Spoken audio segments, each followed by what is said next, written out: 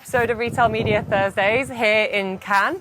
I am about to meet Dan Shering, who you may remember as a former host on Retail Media Thursdays. Unfortunately, he left us a while ago and is now working at Decentriq and is going to chat to us about all things data clean rooms.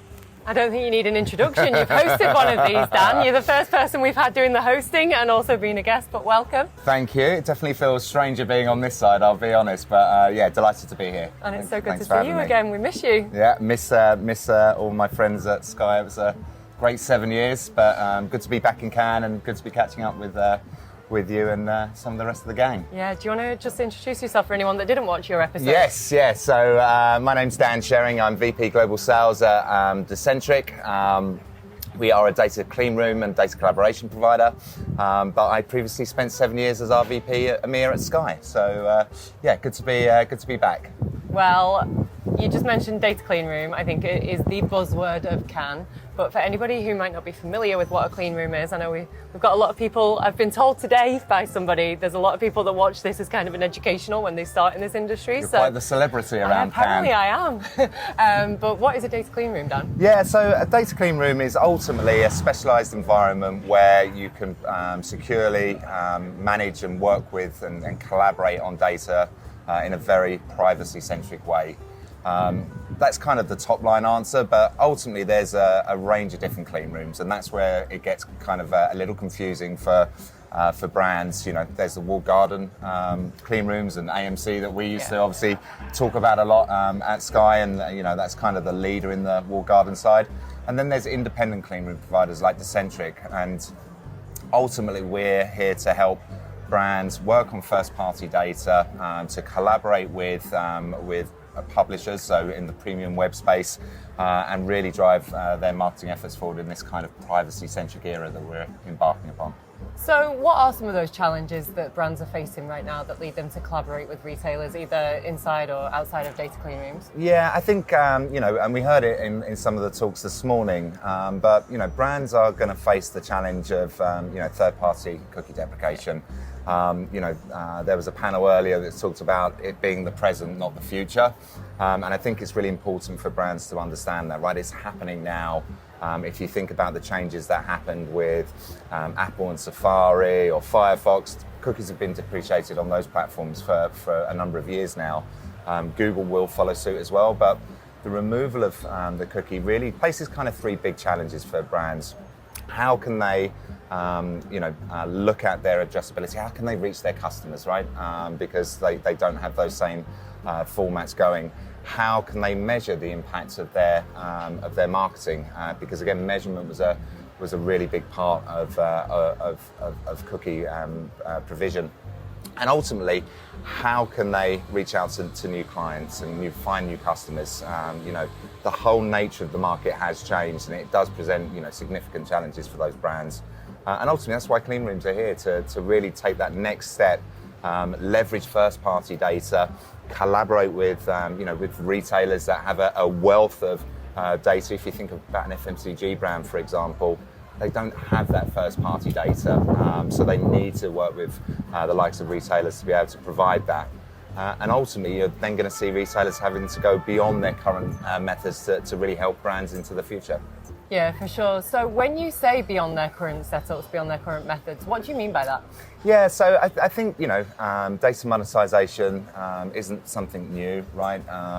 Being able to provide insights to customers and brands isn't something new.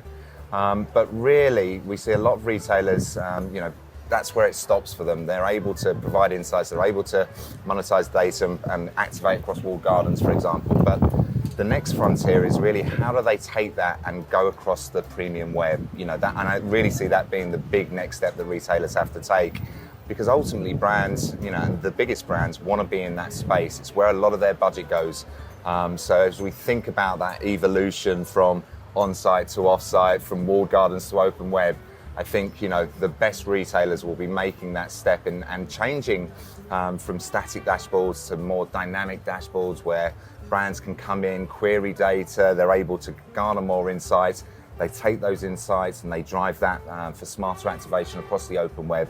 I really see that being that kind of next step that the best retailers need to take, because ultimately the brands will demand that, and if you don't take that step, I think you're going to be left behind. Yeah. Okay, so there's a couple of parts to what you said that I want to deconstruct.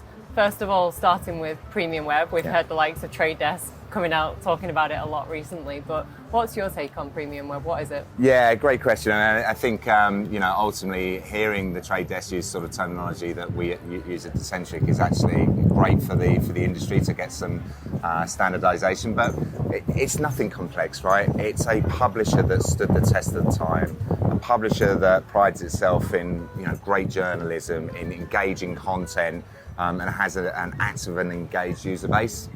So none of these spammy MFA ads. Yeah, definitely not not an MFA site, and they've been getting a lot of bad press, and they bring a negative vibe to the open internet, and that's a big challenge that we have to overcome as an industry. And is activation on the premium web kind of the biggest reason why retailers and brands would use a data clean room? Yeah, so if you think about premium web, I mean that's the great user case, right? And that includes connected TV. And if you think about connected TV, it has a great reach, it has a great audience segment. So if you're an FMCG brand with no first-party data, imagine the possibilities that you can bring when you suddenly bring in purchase data from a retailer.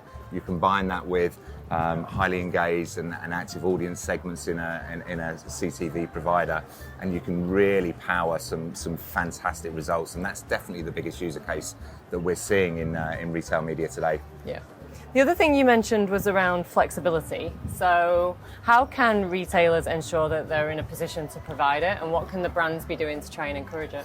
Yeah, of course. I think it comes back to the ultimate role of a clean room, right? It's that ability to allow collaboration in a really secure place. So from the retailer perspective, it's about being more dynamic, being able to present the valuable data to the brand, allow them to query it, allow them to gain different types of insights from it, with the peace of mind that data isn't going anywhere. The brand can't see that data, and that's it's ultimately the role that a privacy-centric business like Decentriq plays. With privacy-enhancing technologies, we're in Europe for Europe, where GDPR compliance and privacy is taken really seriously.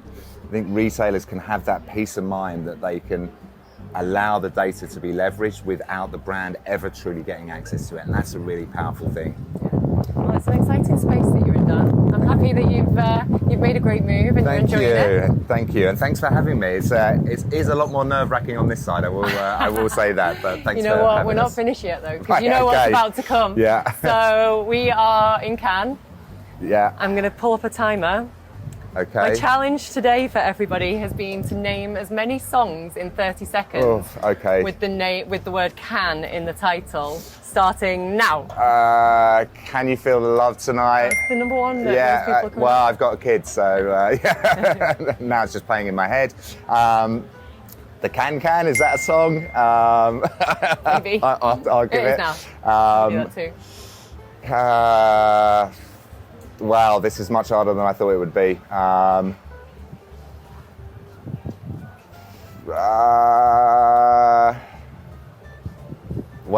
2. I think I'm out. Yeah, I've got 2. That was rubbish. You're in second place, believe it or not, though. I can believe it. I literally had a brain fart as soon as that happened. Well, it's good to see you. I'm sure we'll have Wonderful. plenty more drinks throughout the day. Thank you for having me, and great to be back.